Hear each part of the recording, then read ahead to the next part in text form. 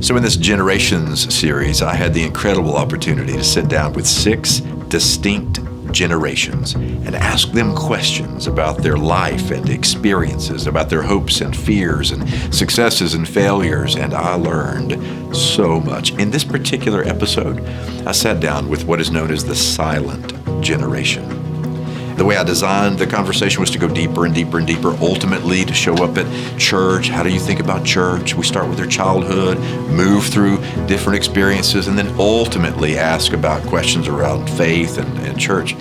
But I want you to pay attention in this episode how, maybe surprisingly, they took me there quicker. So I want you to just pace yourself. I want you to trust the pace of this video and stay through the very end, and you may be surprised, just like I was, at what I learned. I hope it encourages you just the way it did me.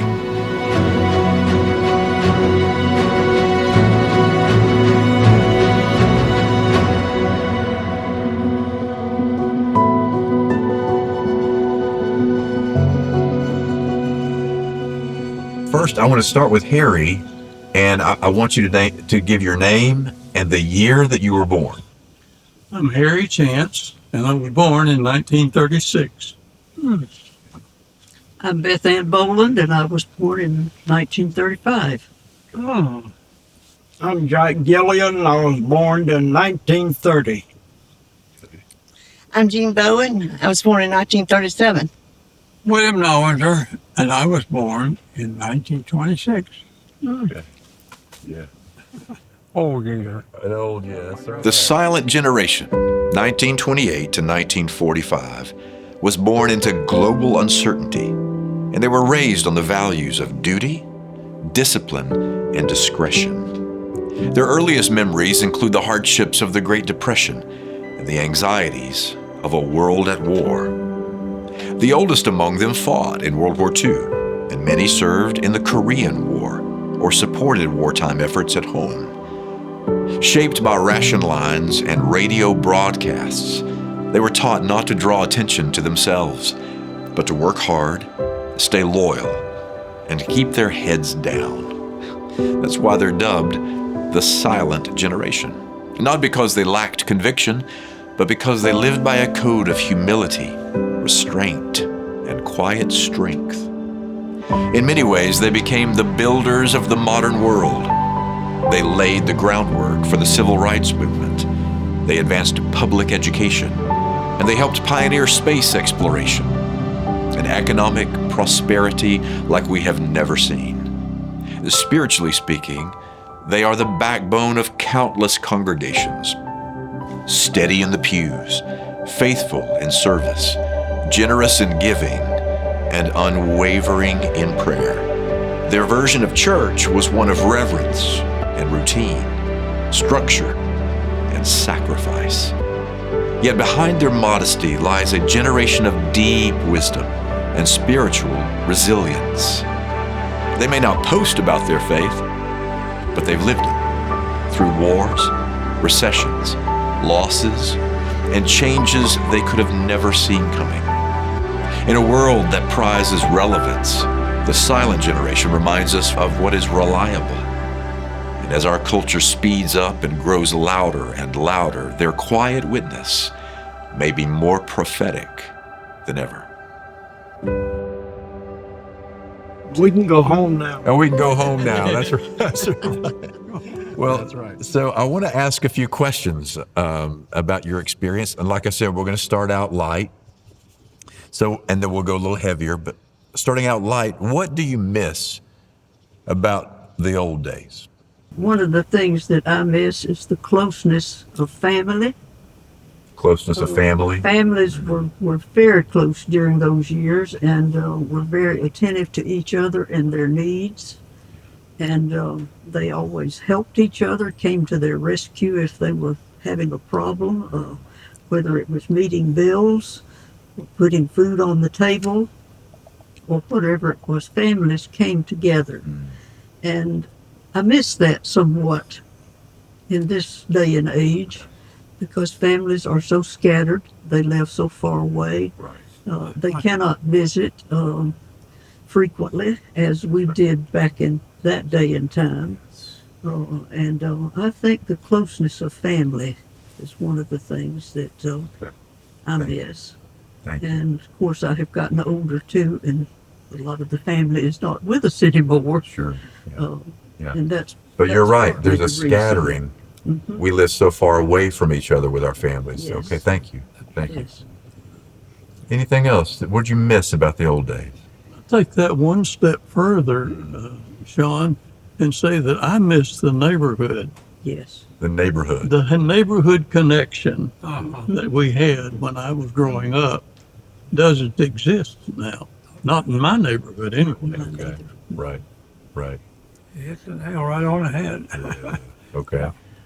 The other thing was I wanted to add was we didn't have to put up a bond at that time. Your word was the bond. Your word was the bond. We lived by that. Okay.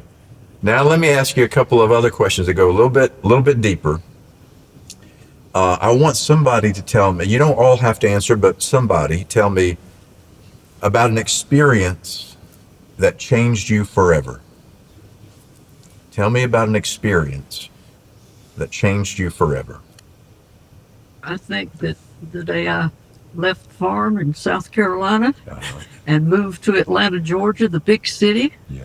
found myself a job, and in that same office was the best looking young man I have ever seen in my life. Ah, yes. And Still I is. set my sights for him, but I had to wait a few years Okay. because he was getting an education, working in the daytime and going to college at night. And when that was completed, there had to be a period of service in the military. And then when that was over with, we started dating. Okay. And You put your time in, didn't you? Waiting. I did wait. As a matter of fact, it was like about 4 or 5 years. Okay. But we stayed in touch all through those early years. And then when we did start dating, and he asked me to marry him, and then joining him at his church, I was still in the Methodist church, Right. the big downtown Atlanta church. And the thing that I think significantly, in addition to marrying him, was joining his church with him. Because I learned some things that I had never known you were supposed to be doing as a church member. And I've shared this with Sean, but Cecil Sherman was the pastor when we were married, and he was a good friend of Tommy's. And when I joined the church, he said to me, "Now, Beth Ann, you know that for the church to exist, everybody has to have a job in the church, and everybody has to work." Right. And so I was started out as an assistant to one of the Sunbeam leaders in the Women's Missionary Organization. But from that point on, it was the nurturing of senior people in the church, helping me to grow in my faith and learning things about church work that I'd never known before. Following Tommy through his service in the church and seeing him follow the Lord brought significant changes in my life. And all the experiences that we have had Oh, yeah. through the years, not only in church life, but in his professional life. All those things impact you through the years and change you. But all of that, the significant change started when we married and I joined the First Baptist Church of Chamblee. Okay. Thank you. I can name a whole list of people that influenced me and nurtured me and helped me to grow in my faith in that church. Yeah. And those names would be familiar to Gene and to Jack. Jack.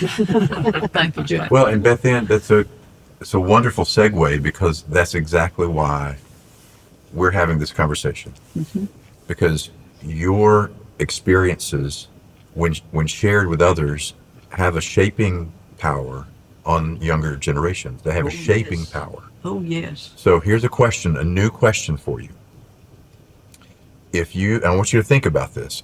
If you could go back and have a conversation with a younger you,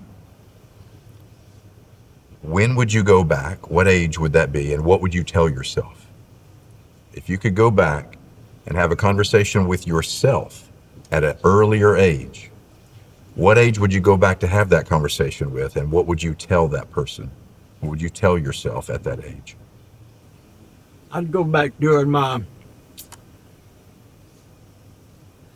man that was a mentor to me was my pastor. Byron Kennelly was his name.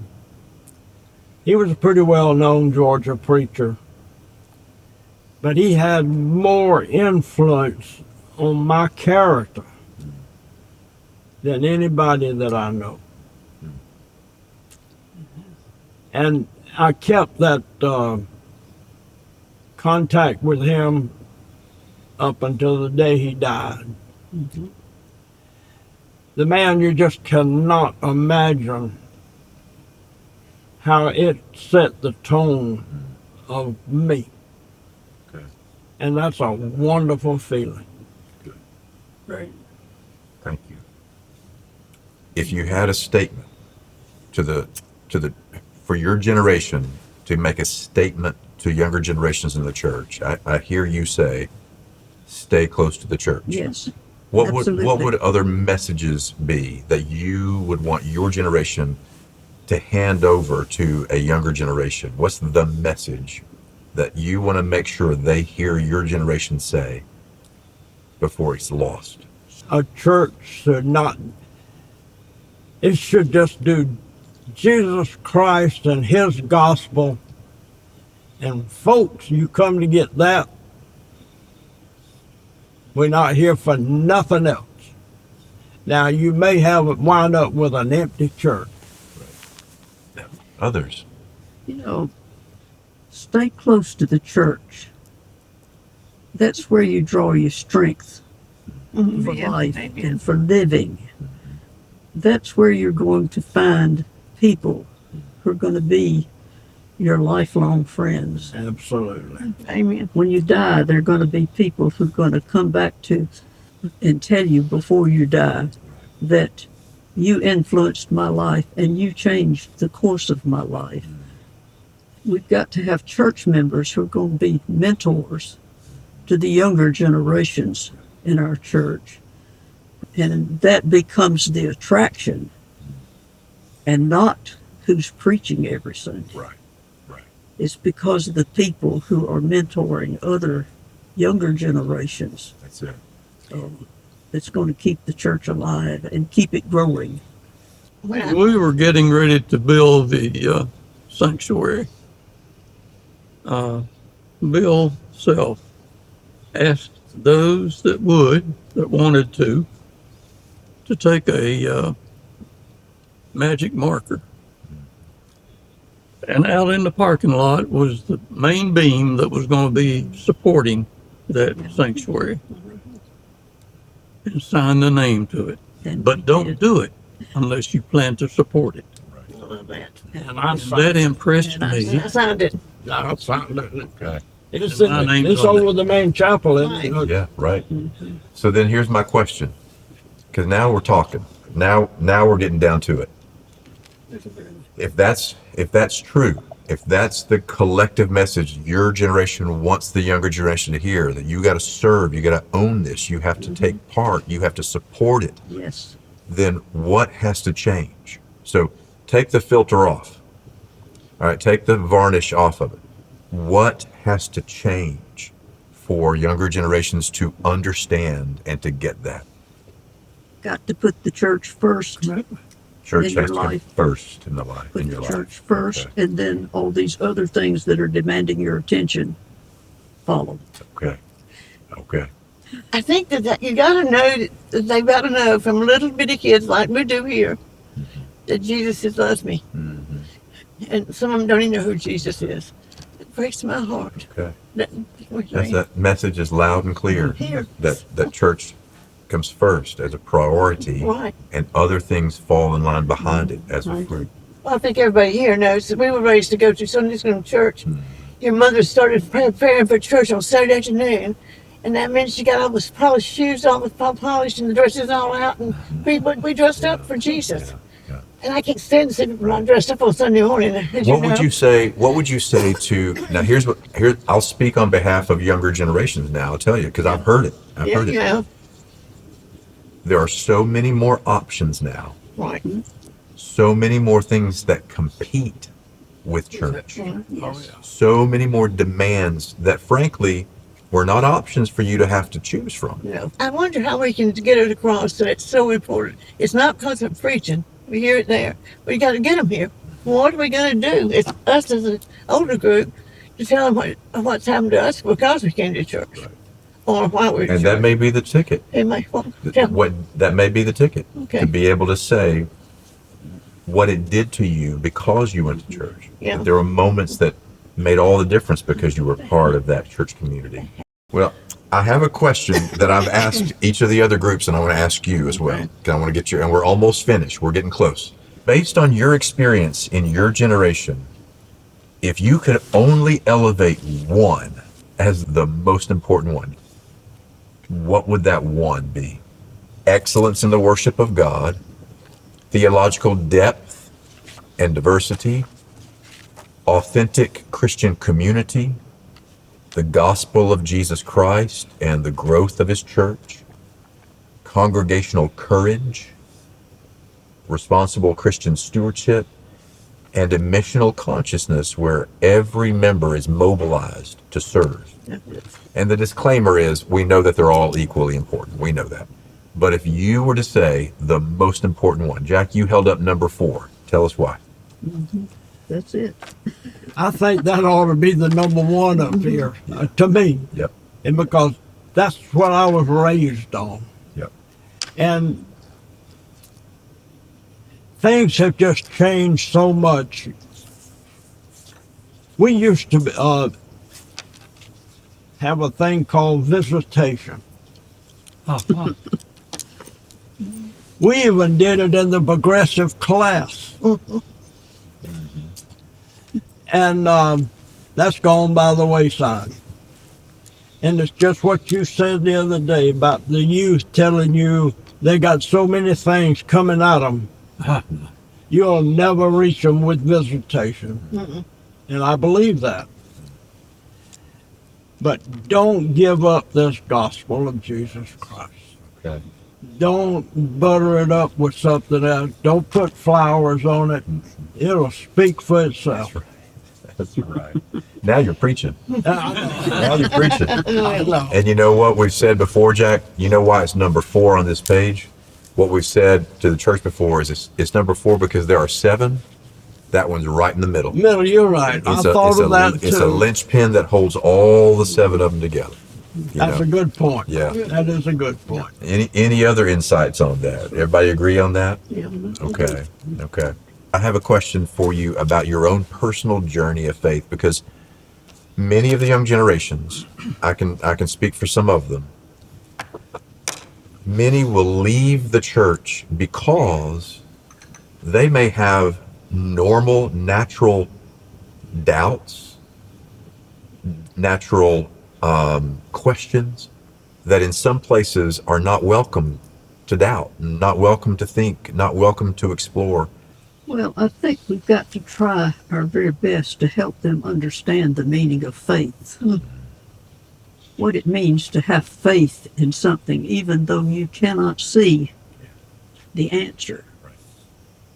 And how you do that is the difficult part of it all. Prayer is a part of it. Studying God's Word is another part of it, that where He speaks to you. And then I also think that drawing on the experience of others who are more mature than you, who've had a lot more experience in life, and drawing on their experiences those insights can begin to help you work through your doubts and have a peace of mind about it. I think God gives us a peace through our study, through our prayer life, about our doubts. And Which somehow circles we've got back around to what you were saying earlier, which is if you stay with the church, you're in a community of others who have been there where you've been, where you are. Absolutely. And it helps give you perspective. Maybe I'm not alone. Maybe I'm with people who've been where I am. And that's the strength of being in the community with one That's where another. you get your strength. Yeah. What do you fear these days? What is your greatest fear? Well, you're human. You always fear for your children, your grandchildren. If those going off to college, you think about that. And those going to new jobs, moving around, going everywhere. Right. You always have those fears. But then you pray. What was the first prayer that you ever had? Now lay me down to sleep. That's just what I'm thinking about. Okay. I don't know so to keep. Lay me down to sleep. My mother used to take us in, says, That was, you got to say your prayers before you go to sleep. we said our prayers every night. But you know what's interesting about that prayer? It's I didn't plan to say this because that's a great question. It's good. Now I lay me down to sleep. But here's the thing. Do you know that it changed when I was having kids, and a popular version of that prayer I didn't like? I'm going to tell you what it was. The prayer we learned was, now I lay me down to sleep. I pray the Lord my soul to keep. If I should die before I wake, I pray the Lord my soul to take. Which means that's reality. We're going to die. Yeah, they need to learn. And then let's learn it early and not be afraid of it. Well, by the time our kids came along, these books had the versions of that prayer that were so soft and so safe. Now lay me down to sleep and gently wake me in the morning. Something that was so It's just what passed in over. denial Yeah. of the realities of the difficulties of life. Well, there was a period of time when Beth and I had children, y'all too. You didn't let your kids go to funerals. They just didn't go to funerals. I did because I was raised Baptist. Yeah, sure. I thought that was healthy. Yeah. Well, because part of it and what you all saw growing up, death is a reality. And they That Yes. difficulty is part of the whole faith journey.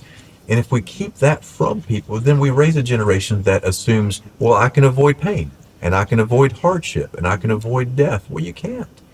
And so part of the faith journey is accepting that, right? will payday someday. Yeah.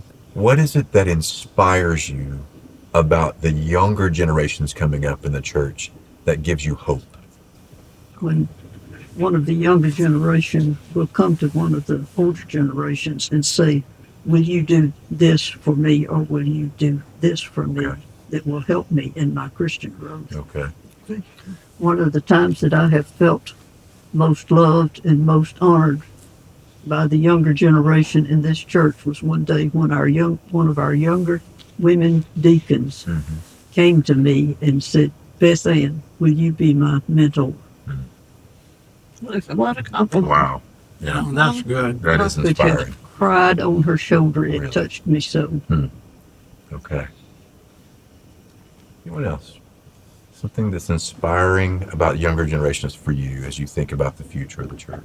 I'm impressed on Sunday mornings when we're going from Sunday school into the worship center of the young man standing out here as a greeter, Yes, who is he? serving as a greeter. Yeah. That just impresses me world no end. That's right. Even at the door, That's good. Dave, Yeah. Dave, yeah. Yeah. I say, I'm proud of you. That's good. Okay. Somebody else, if you went back to an earlier age and had a conversation with yourself at that age, what would you tell yourself?